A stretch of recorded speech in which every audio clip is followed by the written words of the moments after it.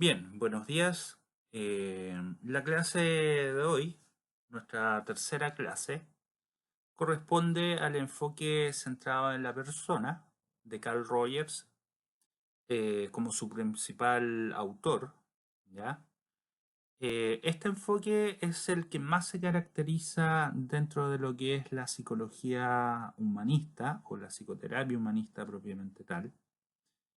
Principalmente debido a todo lo que dejó, ¿ya? Para la psicoterapia eh, hasta en la actualidad, ¿ya? Carl Rogers aporta muchas variables a la psicoterapia, no solamente humanista, sino que a la psicoterapia en general, ¿ya?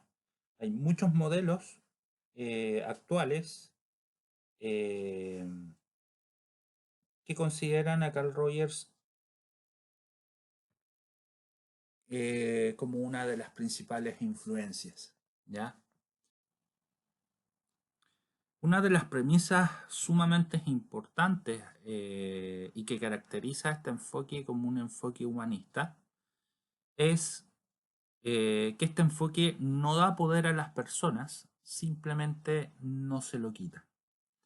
Esta frase refleja, por ejemplo, muy fuerte los planteamientos existenciales de la relación yo-tú de Martin Buber, ¿ya?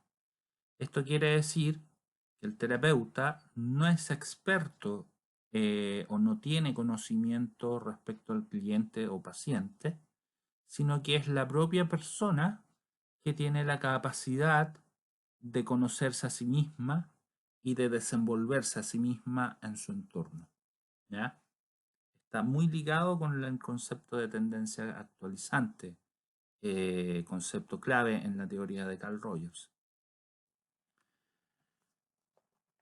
Carl Rogers fue pionero en hacer investigación en psicoterapia en la década del 40, 50. Él empezó a grabar las sesiones y a transcribirlas, ¿ya? Si ustedes tienen la posibilidad de revisar, por ejemplo, el proceso de convertirse en persona o la psicoterapia centrada en el cliente, se van a encontrar con estas charlas, estas conversaciones con clientes, y que Carl Rogers colocaba como para destacar la empatía, la aceptación positiva incondicional o el cómo trabajar los reflejos terapéuticos, ¿ya? Y en ese sentido creó un modelo y lo validó empíricamente. Fue uno de los fundadores del movimiento denominado psicología humanista, ¿ya? Estuvo dentro de los inicios o dentro de estos colaboradores para afianzar la psicología humanista.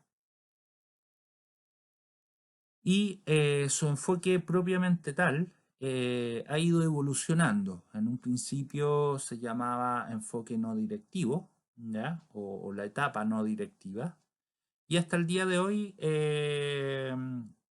hoy día se conoce como el enfoque centrado en la persona, ¿ya? O psicoterapia centrada en la persona.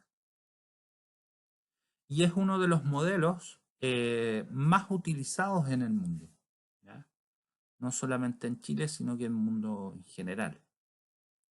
Muchas de sus ideas han sido incorporadas como verdades terapéuticas por otras líneas, principalmente la empatía, la aceptación positiva incondicional, la autenticidad como variables importantes que tiene que tener el terapeuta. Y por otra parte, cuando Rogers amplió su mirada y creó el enfoque o la aproximación, generó grandes aportes en los campos educativos, organizacionales y sociales. De hecho, fue presentado como candidato al Premio Nobel de la Paz por su trabajo en Irlanda, África del Sur y Rusia, en la facilitación comunicacional de grupos políticos, étnicos y religiosos en conflicto. Es por otra parte creador de los grupos de encuentro, habiendo coordinado cientos de ellos e investigado su eficacia y eficiencia para el desarrollo personal. Y por otra parte, eh, fue el psicólogo más influyente del siglo XX, según la APA. ¿Ya? Los aportes de Rogers al ámbito organizacional, al ámbito educativo, no los vamos a dar a conocer en esta clase, ¿ya? Debido a que no es la materia que a mí me interesa que ustedes aprendan, ¿ya? La aproximación de Carl Rogers va a ser netamente clínica, ¿ya? Pero lo menciono para que ustedes sepan que Rogers aportó en ese ámbito, ¿ya? Vamos a revisar su síntesis, la síntesis de sus nociones claves, ¿ya? O nociones centrales.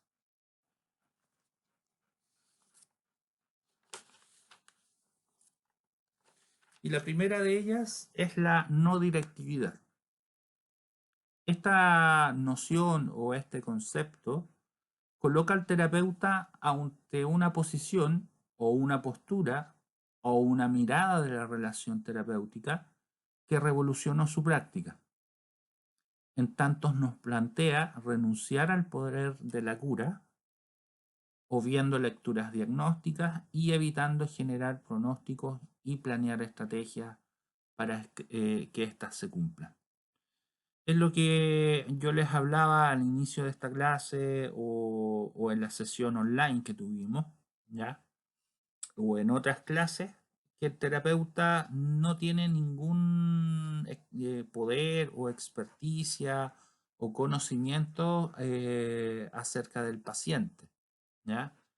En la relación terapéutica prima una relación de persona a persona. Y eso es lo que quiere decir esta no directividad. La no directividad nos coloca en el lugar del saber, del no saber, siendo nuestra función la de estar presente plenamente y generar un clima relacional que facilite la autocomprensión y resignificación del consultante desde su propia mirada ante sí mismo. Esto implica una decisión de ayudar a un otro a que desarrolle su persona tal como lo desee, en la dirección que elija tomar y desde el propio modo en que se haga responsable de su problemática. ¿Ya? Esto tiene que ver netamente con los reflejos terapéuticos. ¿Ya? En una primera etapa y que es transversal a todo el enfoque centrado en la persona, Roger desarrolló los reflejos terapéuticos, ¿ya? El reflejo reiterativo, el reflejo de sentimiento, el reflejo icónico, el reflejo elucidatorio, que eso lo pueden encontrar en los libros de Roger y ejemplificarlo, ¿ya? O si no, esperar a que pasen a quinto año y ahí se pueden encontrar con algo más práctico desde esta intervención, ¿ya?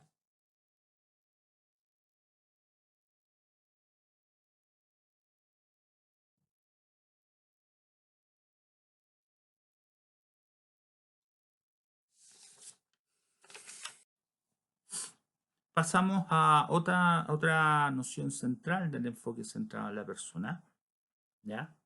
Que es la tendencia actualizante. Este concepto alude al principio motivacional de lo vivo, aquello que pulsiona la vida hacia su desarrollo y despliegue, en tanto si las condiciones son adecuadas y el organismo puede captarlas. Organismo entendiéndose como persona, ¿no? Lo que es potencialidad se convierte en acto y ese ser transita su vida naturalmente.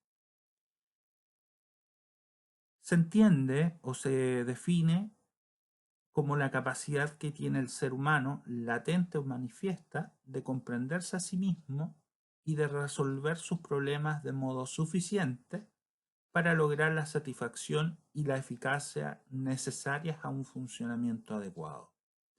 Lo importante de esta definición, ya para el enfoque centrado en la persona, es que esta resolución de sus problemas en ningún caso es perfeccionista, ¿ya? Roger define de un modo suficiente, ¿ya? Y tampoco es un funcionamiento perfecto. Roger menciona que es un funcionamiento adecuado, ¿ya? O sea, hasta el punto donde la persona se pueda acoplar o adaptar al medio de un modo suficiente, ¿ya? Esa es como la base que ustedes tienen que comprender de la tendencia actualizante. Esta idea surge de la práctica profesional de Rogers, desde la cual observa que si se generan condiciones vinculares positivas, las personas despliegan lo mejor de sí mismas. Esta hipótesis es reforzada tiempo después por descubrimientos provenientes de la biología, la física y la antropología, en las cuales se habla de una tendencia formativa cósmica como tendencia a un orden creciente desde el caos inicial. Aquí nos vamos a detener un buen rato para hablar de la empatía terapéutica o de la escucha empática, ¿ya? Aquí el enfoque centrado en la persona y no solamente lo dice Roger, sino que son varios los autores que lo plantean desde este enfoque, que la escucha es un arte complejo. La escucha terapéutica y la escucha empática no es fácil de hacer, ¿ya? Y eso necesariamente indica que el escuchar empático tiene que ser entrenado, ¿ya? No es algo fácil de realizar porque obviamente uno en este entrenamiento o en este aprender a escuchar terapéuticamente tiene que estar obligado a dejar entre paréntesis su propia experiencia, que es la duda que yo aclaraba un poco en la reunión online, ¿ya?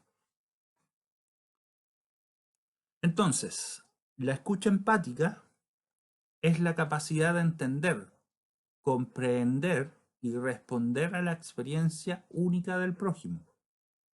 Es una modalidad de estar que resulta de sentirse en la experiencia vivida del otro, ubica una intención, la cual es la de pretender ver y vivenciar el mundo del otro con los ojos y las vivencias del otro, creando una mirada y vivencia en común. Por lo mismo, implica tanto los aspectos emocionales, es decir, lo vivencial, como los cognitivos, la comprensión, ¿no?, del mundo vivido. Es decir, aquello que circula las emociones y los sentimientos o significaciones personales de las mismas. Por ser resultado de una actitud, no es simplemente una disposición unidireccional desde el terapeuta hacia el consultante, sino una manera de relacionarse en donde se propone la empatía vincular, el compartir lo experienciado en el momento de la ayuda.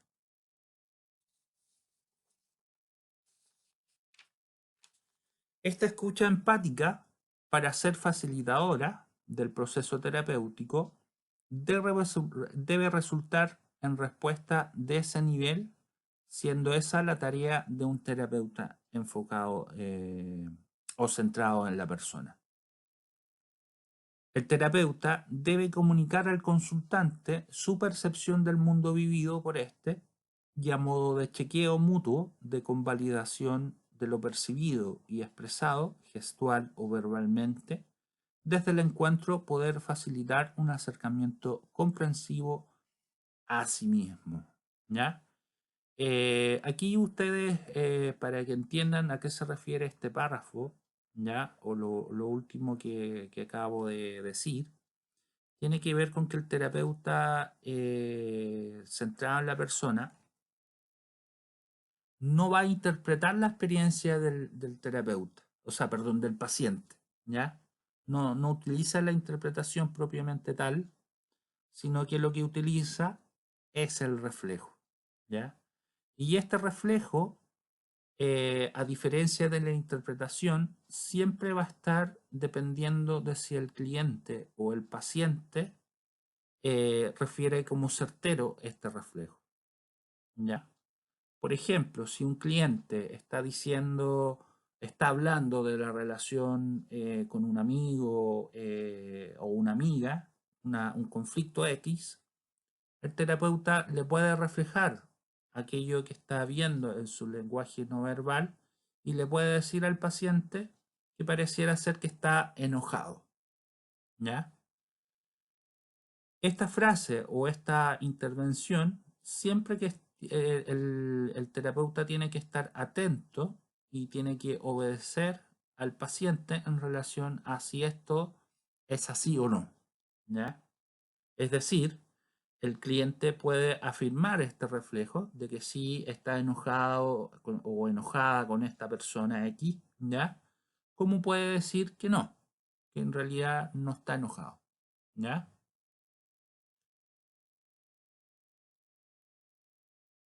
Para Rogers, la empatía no es un recurso metodológico desde el cual se comprende la escucha terapéutica, para luego incorporar la interpretación u otra manera de operar con el paciente, sino que es una manera de estar en la relación todo el tiempo que dura la entrevista.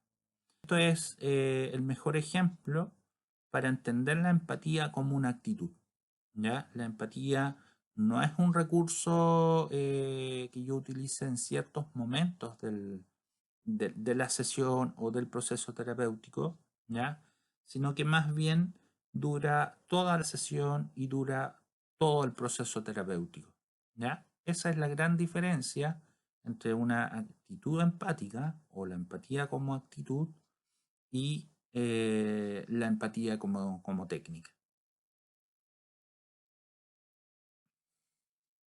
Si se trabaja desde este enfoque, la empatía es un modo de ser relacional, no un método ni una técnica más.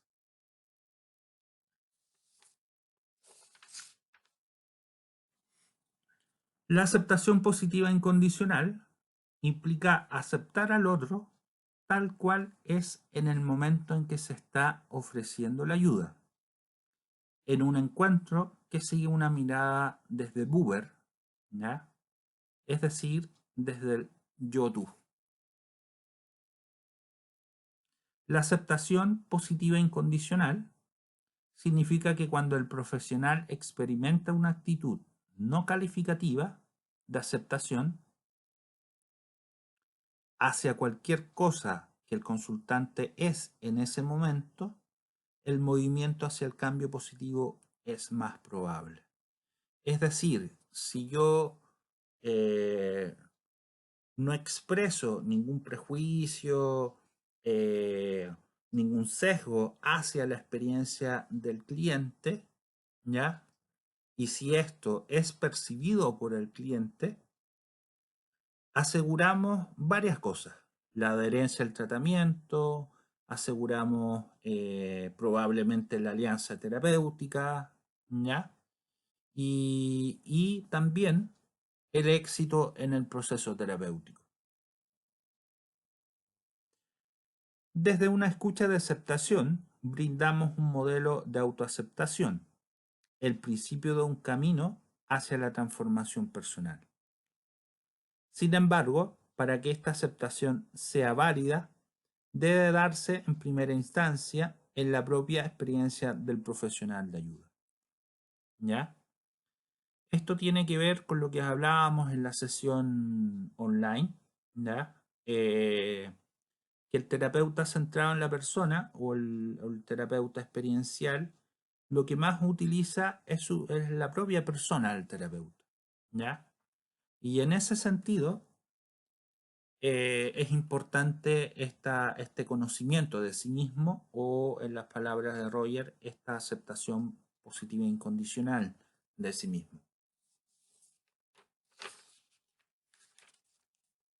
Respecto a investigaciones, se ha demostrado en investigaciones muy rigurosas que cuando esta actitud es principalmente experimentada por el que ayuda, mayor es la probabilidad de un proceso de ayuda exitoso.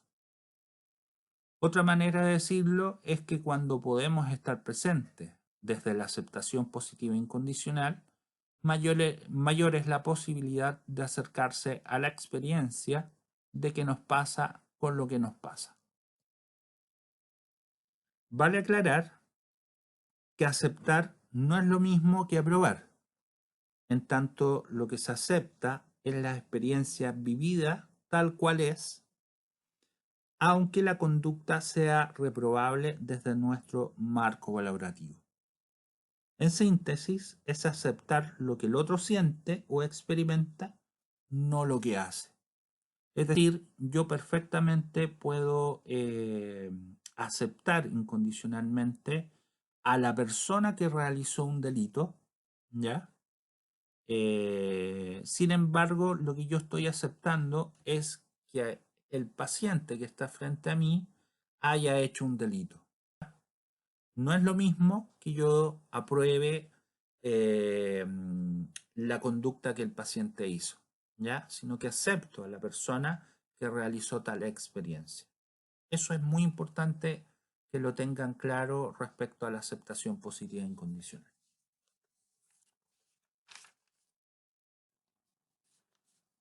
La autenticidad o congruencia define la importancia de ser el que uno es en la relación, sin construirse máscaras o fachadas que oculten los verdaderos sentimientos que circulan en la misma, ¿ya? ¿Qué quiere decir esto? Que el terapeuta es él mismo, ¿ya? No es otro más que él mismo, ¿no? El terapeuta centrado en la persona debe estar abierto a su experiencia en plena conexión consigo mismo, sin abortar nada de ella, para después ponerla con sumo cuidado a disposición del vínculo de ayuda. Y aquí nuevamente entra en importancia el poner entre paréntesis, ¿no? O la reducción fenomenológica, ¿ya? Porque si bien soy yo mismo, o soy auténtico, o soy congruente en la relación con el cliente o paciente, esto no quiere decir que yo aporte con mi propia experiencia al proceso del otro, ¿ya? Yo voy a seguir siendo yo mismo, pero tengo que tener mucho cuidado con contaminar el proceso del paciente con mi propia experiencia, ¿ya?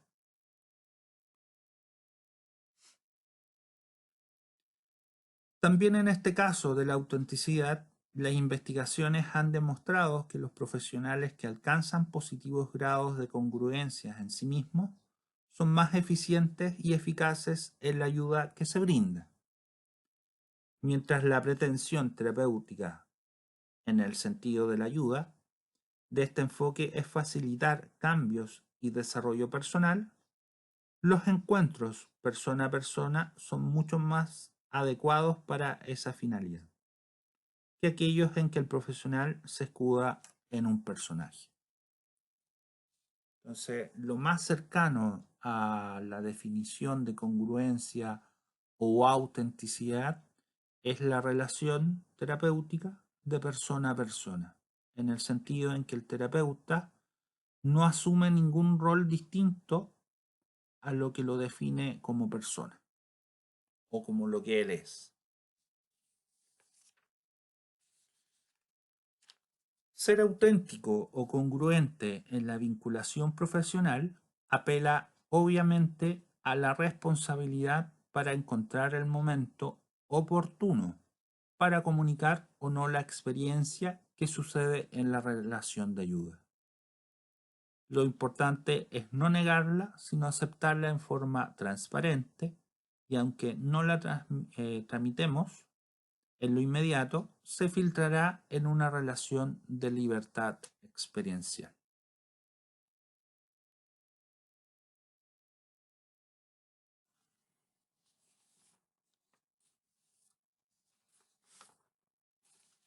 Para finalizar esta clase, vamos a hablar de la noción de sí mismo en Rogers, y que la define como una vivencia percibida que incluye las características, atributos, cualidades y defectos, capacidades y límites, valores y relaciones que una persona reconoce como descriptivos de sí misma y que simboliza como datos de su identidad. La noción de sí mismo engloba, integra y remite a todas las experiencias de la persona en cada momento de su existencia, de las cuales no es necesariamente consciente, pero que sin embargo lo hacen ser lo que va siendo. Las personas no poseen un sí mismo, son sí mismo en proceso experiencial permanente. ¿Esto qué quiere decir? Que no hay una estructura del sí mismo, ¿ya? Sino que el sí mismo está en constante movimiento, ¿ya? No es una estructura como el yo, el ello o el super yo en Freud, ¿ya? Ahora, el hecho de que sea en sí misma un proceso experiencial permanente implica que mientras viva, perciben su propia experiencia, la hacen suya, discriminándola de la de los demás. Bien, terminamos esta presentación del enfoque de Carl Rogers, ya que es una de las clases en las cuales ustedes tienen que prestar mayor atención porque es lo central de esta unidad, ¿ya? Más que Gendrin, ustedes para aprender a Gendrin y aprender Focusing tienen que pasar primero por este enfoque de Carl Rogers, ¿ya? Y la sugerencia es lo mismo, escuchar esta presentación, ¿ya? Anotar, tomar apuntes, y si hay dudas o preguntas o incluso aportes, lo pueden hacer el día en que nos encontremos online, ¿ya?